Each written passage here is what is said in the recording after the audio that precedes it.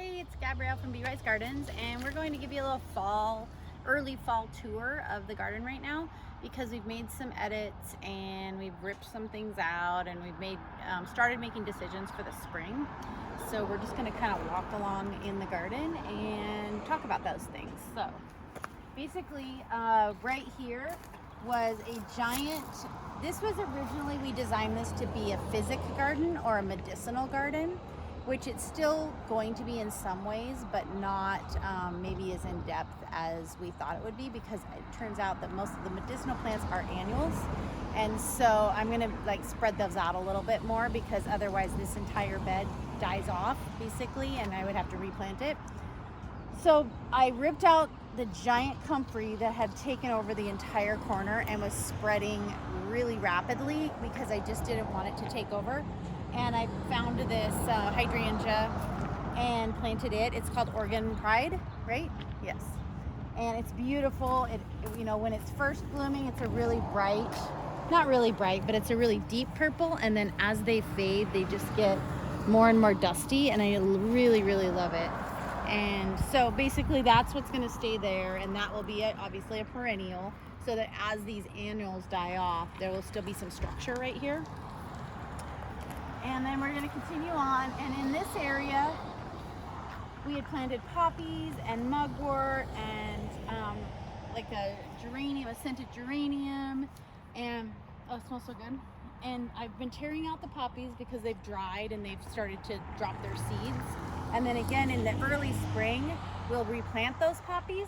But the things that I'm going to tear out is this mugwort. It's in the same family, I believe, as the comfrey, and it's also taking over. The bees really like it, and so I haven't wanted to take it out this year, but I'm not going to replant it here. And next year I'm only going to plant one instead of 6 of them, because it's just too many. And so what they did is they fell on all the other plants. So those are the kind of edits that never be afraid to go, oh no, I planted something I shouldn't have planted there, and either cut it back or just decide it's going to go somewhere else. This is a hardy hibiscus, these were so much fun, and these do stay, and these are perennial around here, but they die completely back to the ground every year. And so this will completely disappear. We won't have this structure for winter months for habitat and birds and that kind of thing. So this will completely disappear. So I might make some other decisions about how to edit this area. Through here was planted with honeywort and calendula, and you can see where it's reseeding itself. Everywhere that seeds popped out, it's started to germinate again, and I really loved it. It was a really lovely pink shade. It has great medicinal qualities, but I planted way too much of it. I think we planted 48 plants, and so they completely took over and started laying on all the other plants. So that I started tearing out, because again, it is an annual. It isn't going to last through the winter anyway. And then these are zinnias that were hiding in on all of that, and so I staked those up because they're going to keep blooming and they're still pretty and I like them. And I'll probably plant something similar again next year. Sorry about all of the noise. And then this was the same kind of thing, where it was the calendula and honeywort, and we had chicory in here. And you can see I tore out the chicory, but the roots are so intense that it is now growing back.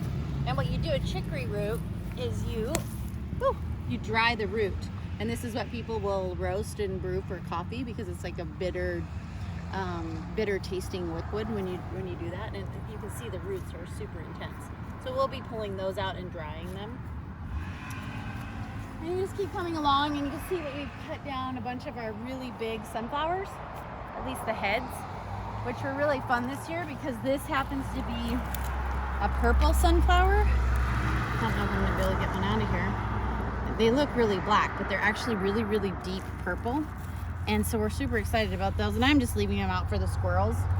And I saw that there was a fad going around where you could roast these and eat them like corn on the cob when they were really fresh and new, when the seeds were still white. I thought that was pretty cool. So those are just drying out and getting ready for somebody to eat them. We come along here, and this is what I was talking about with oh my gosh, I just did it, calendula.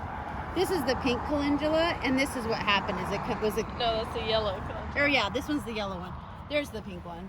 And these haven't died back yet, and So we're just leaving because the bees love them. The pollinators are enjoying the late flowers, so we don't want to take those away. But this is one of the most lovely things that we planted this year. This is coxcomb or celosia. And it is just so beautiful. And we have a friend that does a lot of wreaths and bouquets, and she's been drying it because I guess it dries pretty close to what it is. But I just love this. This is all the same seed packet, but all these different versions of celosia. They're super beautiful. Then we come along here, and this is actually lemongrass. So we will be processing this by drying it. And then this is another area that's going to get a really intense edit for next spring, because there's some really lovely perennials in here, but then this horseradish is kind of taken over. Even though it's in a pot, it's started to grow out the bottom of the pot and up into the bed. So I'm going to take that out of there. Again, we're leaving the sunflowers for the bees, and I'm just going to really go through this bed and make sure that what's planted here is what I really want here, and take out the things I don't want here. As we come around here, this was like a pollinator garden, and it just has just gotten kind of overrun, and I haven't sifted through it and pulled out any of the weeds, and it really does need, it's kind of resurged in the last few weeks because it was pretty ugly, and it's actually started blooming again, which is kind of cool. And I can still see that there's tons of bees out, so the cooler weather isn't stopping it. They're stopping them. So then this is a thing I want to think about for spring. So see how this plant is falling into the pathways? I want to remember this. So I'm going to take a photo, and I'm going to make some notes in a garden journal that reminds me that this is what happens to this plant by September. And so what I want to do then is next spring, when it's coming in, I'm going to make sure and put some kind of a support around it so that it stays upright and grows through that support and isn't in the pathways. It's one of my goals for this year, is to make all of this more passable and more like you can walk through it and actually kind of enjoy it, rather than trying to weave around all the plants that just keep, they get heavy and they start falling in. Because most of these come back over here. So like this is milkweed, and it's the same kind of thing where I left it growing right there in that edge, and I shouldn't have. I should have either dug it up and moved it further in, or put a support on it, or did something to prune it a little bit. And the same goes with these, where they were tipped in, so I had to put a stake here. And so maybe it's getting some kind of a garden edging or something like that to hold everything up. And right here, there's a grapevine, and it's crazy because they're just like green table grapes, but it smells so strongly like grapes. It smells almost like Concord grapes. And so I'm wondering if they're ready. Oh my gosh. Yeah, they're really big grape nuts. Mm-hmm. Grape seeds. Grape nut. Whatever they're called. They're really good though. And that's exactly what this area smells like. That's awesome.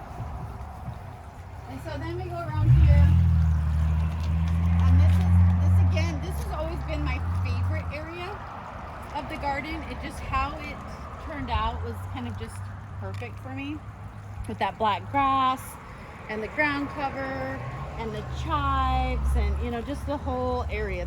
And so then find those favorite spots and go, okay, what's working in that spot and where can I recreate that, so that you're not just always reinventing the wheel. So we come along here, and this is all of our herb garden and our berry gardens, and they did really well. Super prolific this year.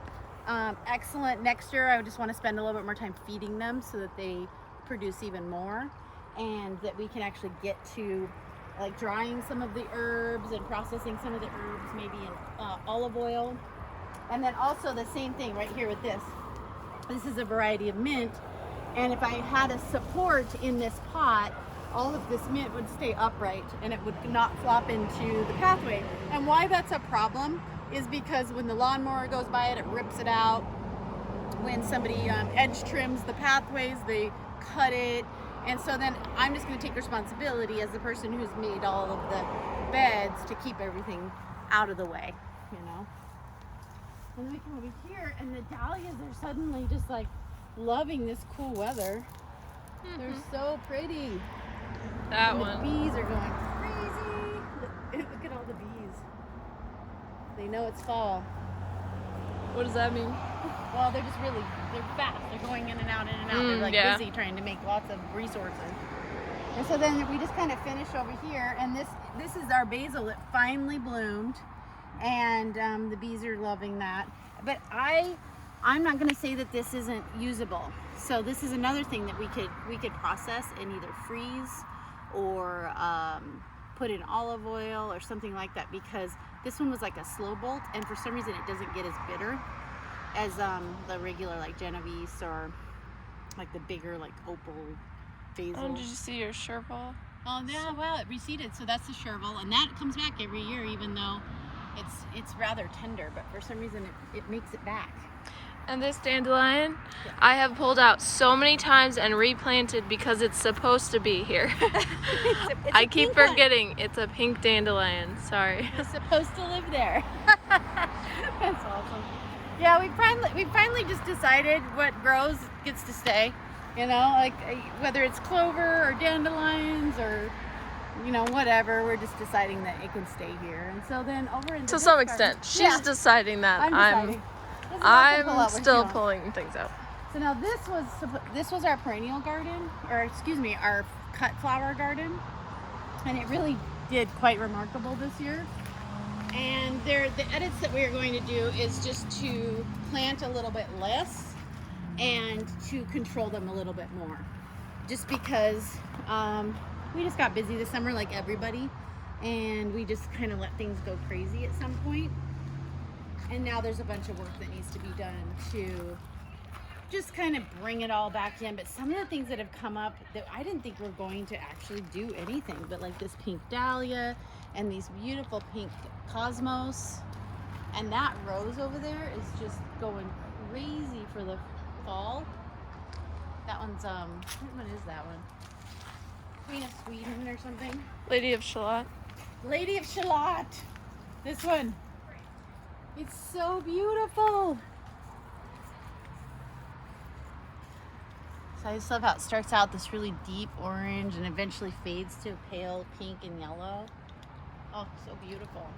And they smell amazing. All of the roses that we picked were for the scent, so that if we want to dry rose petals or if we want to do any kind of potpourri or anything like that, that we would actually have some scent.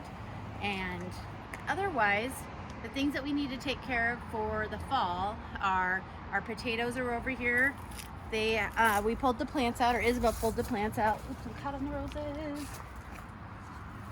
And so actually some of them are starting to re-sprout, but we just need to harvest these. They're in there. There was like 3 different varieties of potatoes, and they're just kind of waiting for us to dig them up and see what happens, how many potatoes we got. And next year we are going to do something a little bit different, and they needed more water. They needed a little bit more supports. Again, they all kind of flopped over on top of the roses, and so that wasn't ideal. And we didn't get the production that we really wanted, and I think that was mostly because of water. So if you have any questions, you can always email us at bewisegardens@icloud.com. And we're doing a live Q&A tomorrow on Crowdcast, and you can just go to our website and find out about that. And we just hope you have a wonderful fall. Thank you.